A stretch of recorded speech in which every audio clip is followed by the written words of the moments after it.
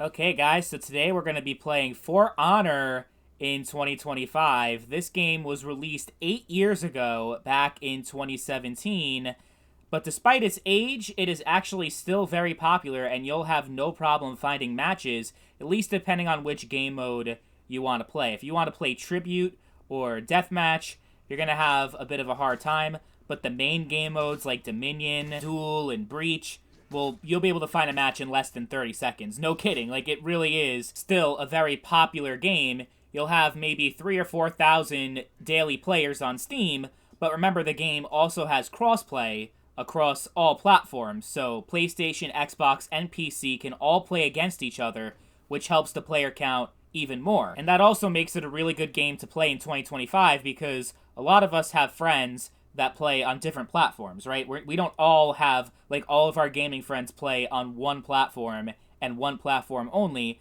So when you have a feature like crossplay, it is very convenient, especially because this game obviously didn't have crossplay when it first came out. It was added in to a later update, and I'm glad it was because it really helped extend this game's lifespan beyond what it would have originally been without crossplay. And forgive me for the bad gameplay. I have never played this game before, believe it or not. I bought it on Steam a couple of years ago, actually, but never really got around to playing it until now.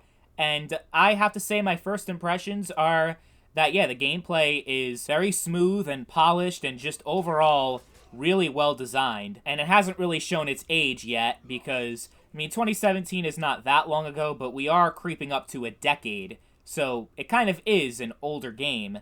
And I play this game and I don't think, oh my god, these graphics are so outdated or the gameplay is so dated. It actually probably is one of the only few decent games that Ubisoft has come out with over the past decade, if we're going to be honest. I will say there are a lot of things about this game that's very overwhelming for a new player. One thing is the gameplay mechanics. It definitely has a very high skill ceiling compared to a Call of Duty or a Fortnite or a game that's just really easy to pick up and play and already like just get a bunch of kills from the start without having to learn the game all that well.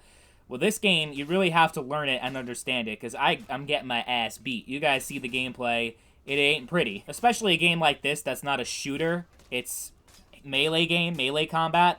With that, you really have to understand, like, so many things. Like, the move, like, you have to time the enemy's attack on you and try to block and parry, and all these different things you don't have to worry with a game like COD where you just pick up the gun and start shooting and that's pretty much it.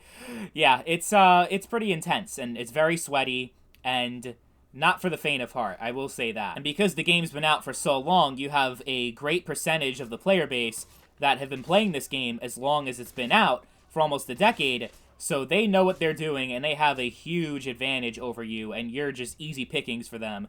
But yeah, it's a game that takes a lot of getting used to and a lot of learning and understanding. And if that's not your thing, if you just want to be, play a game where you just mindlessly shoot things and it's really easy to get kills, then you're probably not going to be interested in this game. But if you want a nice, challenging, intense multiplayer experience, then For Honor is a great game to play in 2025.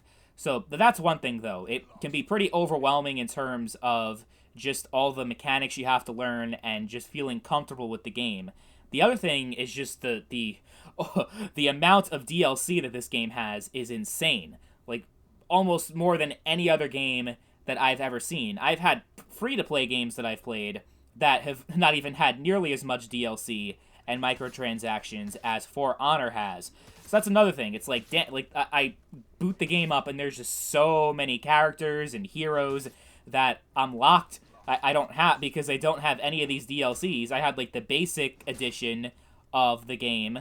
So it's like, oh man, I really have to put a lot more money into the game in order to get all this content.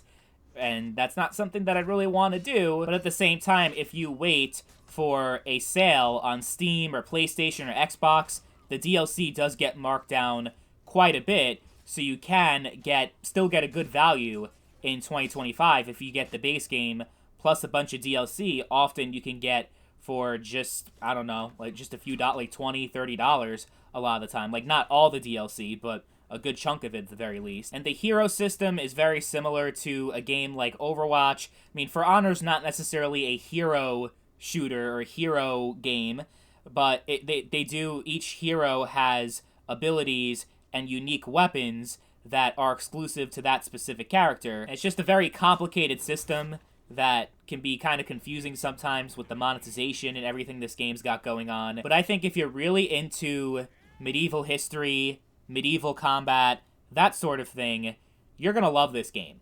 This really is the best hack and slash medieval game on the market, aside from maybe Chivalry 2 and maybe Mordhau. Those are really like the big three when it comes to that. But those games are first person, and this is in third person, so they all provide very different experiences that really depends on your own personal preferences as to which one you're going to end up liking the most. But I think For Honor is great, and it's still a great game to play in 2025. The updates are not as frequent as they used to be, but you're still occasionally getting new heroes, new maps, and new content. And the fact that you're able to get matches easily, no matter what time of day you're playing, and there's just no issues when it comes to matchmaking, makes it very easy for me to recommend. Still a great game to play 8 years later.